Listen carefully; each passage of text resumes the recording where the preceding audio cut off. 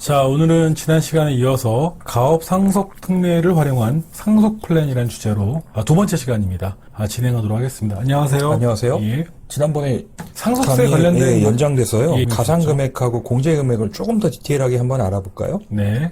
간주 상속 재산은 제가 한번 읽어볼게요. 예. 민법상 상속재산은 아니나 사실상 상속재산이므로 상증법에서는 상속재산으로 간주하는 보험금, 신탁이익, 퇴직금 등이 포함된다. 네, 그렇죠. 민법상은 아니에요. 그렇지만 세법에서는 실질을 보는 거예요. 보험금은 당연히 유가족한테 가는 거고 신탁이익도 그렇고요. 퇴직금도 그렇고요. 네. 자, 그래서 요 퇴직금을 되게 조심해야 돼요. 제가 왜 그 말씀을 드리냐면 이 퇴직금이라는 건 이제 법인을 운영하시는 오너분들 같은 경우는 죽고 나면 그 퇴직금은 결국 가족한테 갈 거 아닙니까? 그렇죠. 그러면 이거는 뭐가 돼요? 상속 자산이 돼요. 그런데 퇴직금이 지급이 되게 되면 그 지급하는 그 당해에 퇴직급여가 비용 처리가 되겠죠. 네. 법인에서. 그런데 우리가 주식가치 평가를 할 때 손익가치는 상속 기준일 직전 사업연도의 손익을 반영해요. 네. 그러니까 이 퇴직급여 비용 처리 효과가 손익가치에 반영이 안 된다는 거예요. 다시 한번 설명해 주시겠습니까? 그러니까 퇴직급여가 발생이 예를 들어 2022년도에 11월에 발생이 됐어요. 네. 돌아가셔서. 그럼 퇴직금을 예를 들어 20억을 줬어요. 네. 그럼 이제 법인에서 20억 주고 20억 비용 처리했을 거 아닙니까? 네네. 그런데 우리가 이 법인 대표들은 대부분 상속재산이 주식가치잖아요. 네. 이 주식가치를 평가할 때 네. 자산가치는 네. 상속일 기준의 자산을 봐요. 그죠? 네. 그런데 손익가치는 네. 직전 사업연도 3년치를 본다는 거예요. 직전 사업연도라고는 그 작년 거. 그렇죠. 2021년도, 2022년, 20년도, 2019년도. 이 손익에는 이게 반영이 안 돼요. 그래서 자칫 이런 경우는 이 퇴직금을 받는 것 때문에 네. 실제 주가는 안 떨어지고요. 덜 떨어지고. 왜냐면 안 떨어지진 않겠죠. 이게 돈이 나가면 순자산 가치는 줄어드니까. 네네. 근데 손익가치가 높은 기업은 손익가치를 떨어뜨리지 못하니까 주가가 굉장히 과대평가되어 있는 거죠. 이거 반영을 못하니까. 중요한 그렇게 되면은 포인트네요. 이 퇴직금으로 인해서 오히려 상속세가 더 나올 수 있는 개연성도 있는 거예요. 그래서 이제 실질적으로 이게 맞닥뜨려진 기업은 이 퇴직금을 포기를 해버립니다. 그럼 또 어떤 문제가 생겨요? 이 포기한 거는 법인이 지급할 채무를 면제받은 거기 때문에 네. 채무 면제 이익이 됩니다. 그럼 법인세가. 그럼 법인세는 당연히 더 나오죠. 네. 그렇지만 채무 면제 이익이 됐다고 해서 이게 상속재산이 아닌 게 아니에요.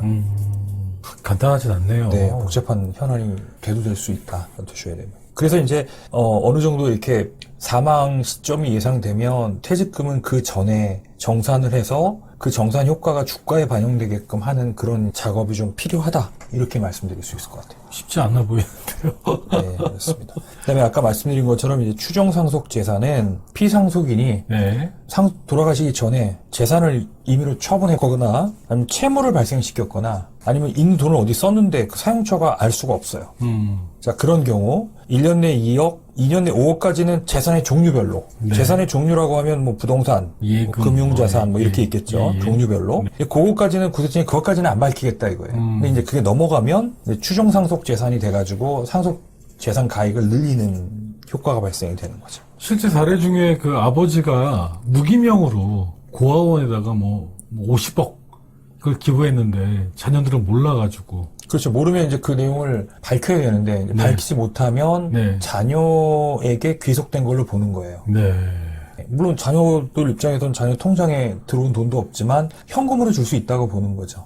대표님들 이거 이제 기부하실 때 자녀들이 좀 알아야 될 것 같아요. 뭐 오른손이 한 일을 왼손이 모르게 해라라는 네. 좋은 어떤 그 속담이 있지만 이 세금 네. 문제에서는 사실은 자녀에게 다 투명하게 기부에 굉장히 좋은 뜻을 실었는데 그것 때문에 가족들이 어떤 그 우발적인 리스크를 안을 필요까지는 없잖아요. 그렇죠. 예. 그래서 이건 어떤 의미에서는 좋은 일을 했지만 좀 더 사실을 알고 좋은 일을 했더라면 자녀들에게도 더 되게 존경받을 수 있는데 이게 자녀한테 짐으로만 다가올 수 있다. 이런 점도 좀 유념하셔야 될 것 같습니다. 공제 금액 중에서는 요 장례비 한번 볼까요? 피상속인이 비거주자일 경우에는 공제를 당연하죠. 외국에 있는 사람한테까지 굳이 장례비를 공제해 줄 필요는 없다. 네. 그 다음에 이제 채무라는 거는 이럴 수도 있겠죠. 가공 채무를 발생시킬 수 있겠죠. 왜냐면 순자산 가액을 줄이려고.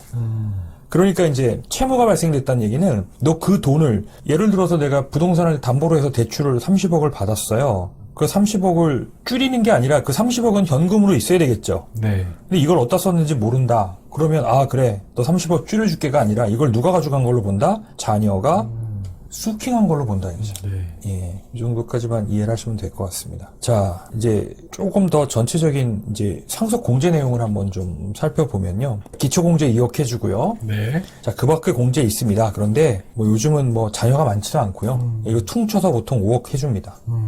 기초 공제와 그 밖에 인적 공제 다 포함해서 5억. 네. 일괄 공제. 네, 물론 이제 뭐 미성년자가 굉장히 많거나 장애인이 많거나 하면 이 5억을 넘어갈 수도 있지만 네. 통상적으로는 그냥 기초 공제 포함해서 5억이다.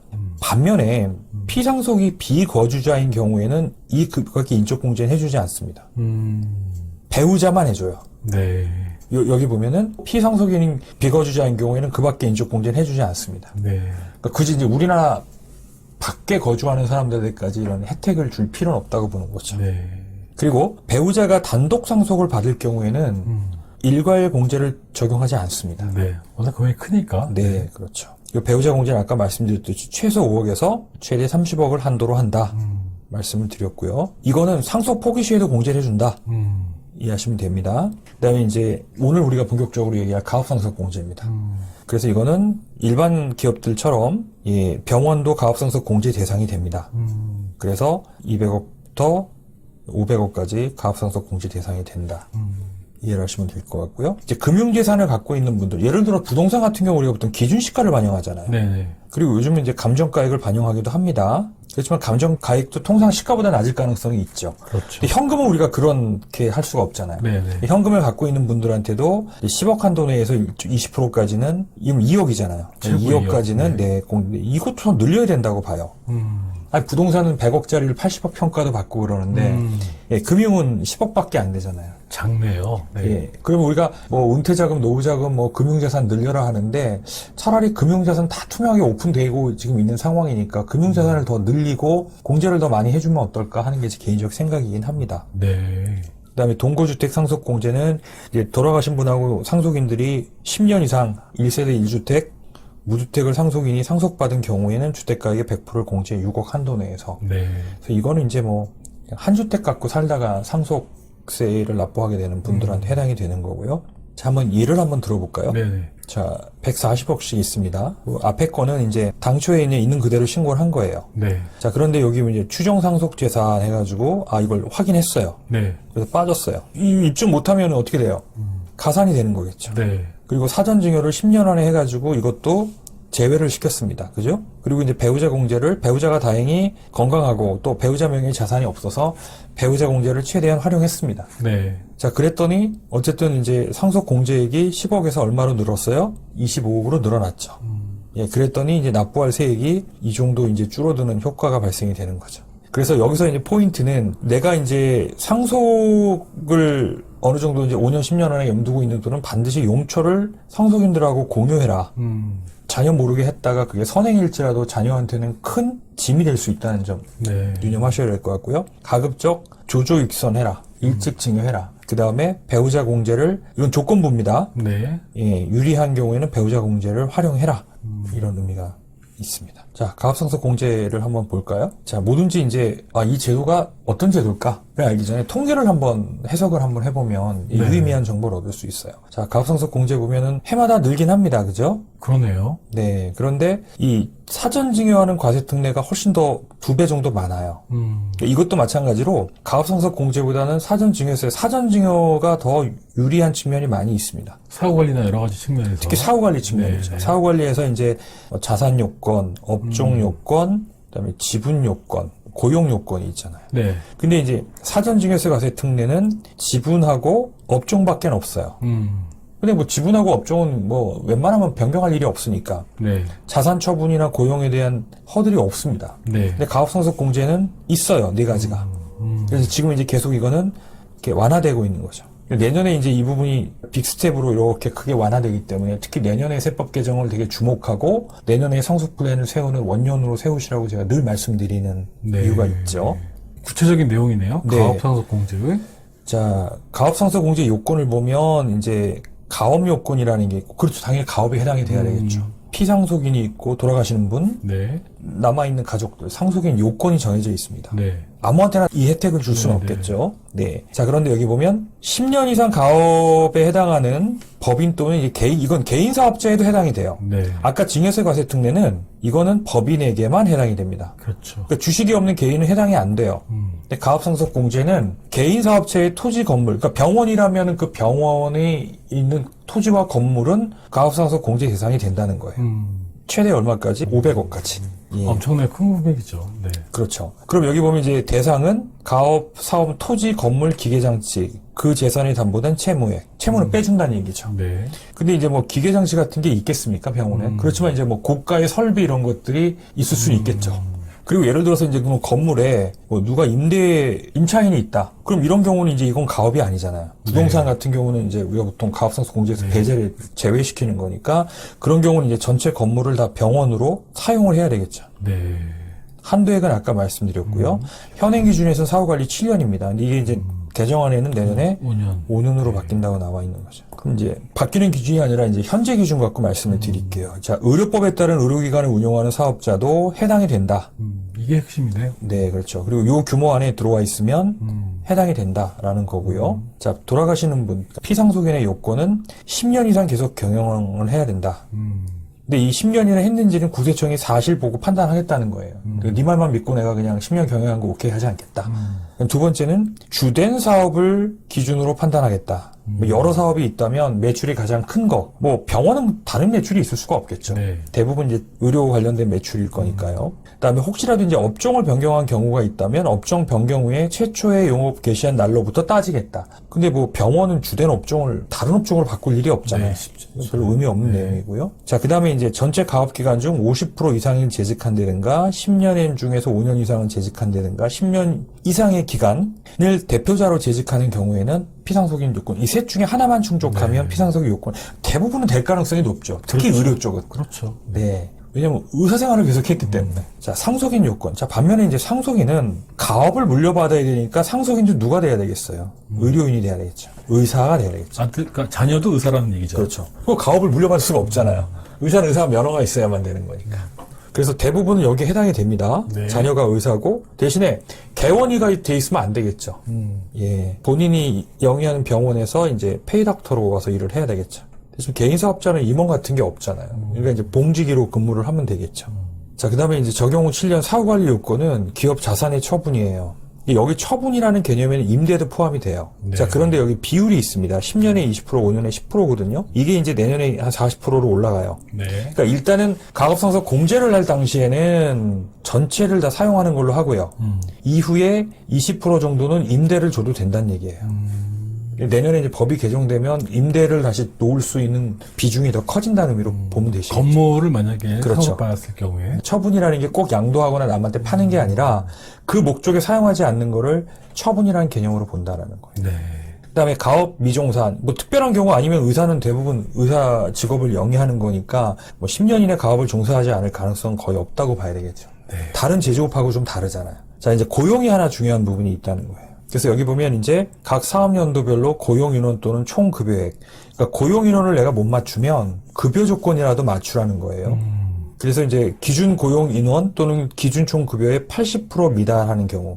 그러니까 이제 80% 수준은 맞춰라. 그럼 이럴 수 있겠죠. 이제 가업상속 공제 시점은 어느 정도 예측 가능한 시점이라면 그 시점에 고용을 최소화시킬 수 있는 상황이 된다면 뭐 채용 같은 거 좀 더 미루고 해가지고 그 시점에 기준 인원을 최소한 맞춰놓으면 아무래도 이제 이 고용으로 인한 어떤 추징 위험을 최소한 줄일 수 있겠죠. 다만 이제 하나 유념하셔야 될 거는 가업상속 공제는 공짜가 절대 아닙니다. 이거는 그 가업에 일하는 사업의 형태를 물려주는 거예요. 네. 부동산은 물려주는 게 아닙니다. 그러니까 예를 들어서 이 시점에 감정가액 200억이에요. 자, 상속세는 안 냈어요. 네. 과세 이연이라는 거죠. 네. 근데 자녀가 나중에 이걸 팔았어요. 얼마에? 400억에. 네. 그러면 감정가액 200억이니까 양도차익이 200억이 아니에요. 네. 양도차익은 최초의 취득가액은 이 가액을 취득가액으로 본다. 양도소득세는 얼마예요? 370억이 양도소득세가 나오는 거죠. 네. 물론 이제 이건 양도라고 했지만 증여로 처분할 수도 있고요. 네. 본인이 계속 운영하다가 또 상속을 해줄 수도 있겠죠. 네. 네. 그렇죠? 그럼 이제 본인이 나중에 양도를 하게 되면 절반 정도는 양도소득세를 내고 절반 정도가 이제 실질적인 세후소득이 되겠죠. 네. 근데 어쨌든 이거는 40년 후에 일일 가능성이 크겠죠. 그렇죠. 그러니까 지금 당장 현금 100억 가까운 세금을 낸다라는 게 이제 현실적으로 그게 어렵잖아. 예를 들어서 아까 이제 제가 20억이면 한 80억 세금을 내야 된다고 가정을 하면 네. 연간 한 4억 버는 원장이 한 20년간을 아무것도 안 하고 그냥 세금 내기 위해서 자기의 젊음을 바쳐야 되는 상황이 생길 수 있는 거예요. 그래서 특히 이제 이런 메디컬 쪽에 종사하시는 원장님들 같은 경우는 상속 플랜을 잘못하면은 이 의사라는 직업이 세금 내기 위한, 그러니까 생계형도 아니에요, 이거는 그냥. 세금 내기 위한 의료인으로서의 삶을 살아야 되는 이제 그런 상황에 자녀가 노출될 수 있다라는 점을 좀 염두에 두시고, 뭐 개인 간의 가치관도 되게 중요하지만 그런 부분을 고려한다면 좀 일찍 상속 플랜을 세울 필요가 있다. 그리고 가업상속 공제 같은 경우는 어쨌든 추후에 자녀가 이런 걸 처분할 수 있잖아요. 그러면 이미 이제 이거는 가업자산이 아니잖아요. 상속자산이거든요. 그러니까 자녀가 조금 더 젊을 때 상속 보험을 통한 이런 플랜들을 준비해 놓으면 결국 나중에 이 과세 이혼으로 인해서 나중에 막대한 상속세를 낼 때 이 보험이 굉장히 또 중요한 역할을 할 수 있는 그런 포인트가 될 수도 있겠죠. 그러니까 본인은 나이 때문에 이미 가입을 못 한다면 가업상속 공제 자체가 하나의 보험 효과잖아요. 네. 국가가 만들어 놓은 이 공적보험 시스템에서 세금을 내가 안 낸 거고 지금 나중에 한꺼번에 내게 되는 거. 그럼 자녀는 지금 젊고 충분히 이걸 준비할 만한 여력이 되잖아요. 네. 그러니까 이제 자녀의 가업상속 공제와 상속 플랜을 같이 병행해 주는 그런 플랜을 좀 수립하셔야 된다라는 게 제 생각입니다. 자, 이거는 이제 가업상속 공제 전 한 200억이다. 그럼 지금 현재 상속세를 얼마 내야 되나? 100억 가까이 내야 되는. 40.8%. 여기는 이제 기타 부동산, 금융자산도 있을 수 있겠죠. 가업상속 공제라면 이 세금 거의 안 내죠. 네. 요 가업 아닌 자산들에 대한 세금만 나온 겁니다. 네. 근데 나중에 이제 이게 400억까지 이렇게 올라갔어요. 네. 그럼 납부세액이 얼마예요? 120억. 그래도 이제 280억은 남잖아요. 네. 네. 그럼 이거는 가업자산이 아니니까 자녀 후에 또 이것도 상속세를 반은 내야 되겠죠. 네.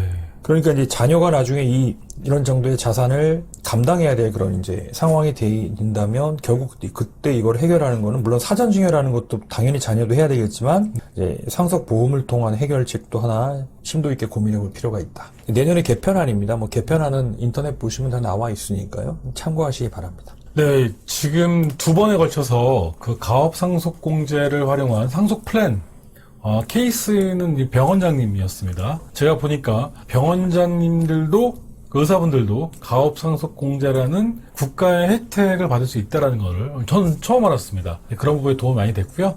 긴 강의 해주시느라고 고생하셨습니다. 감사합니다. 네, 고맙습니다.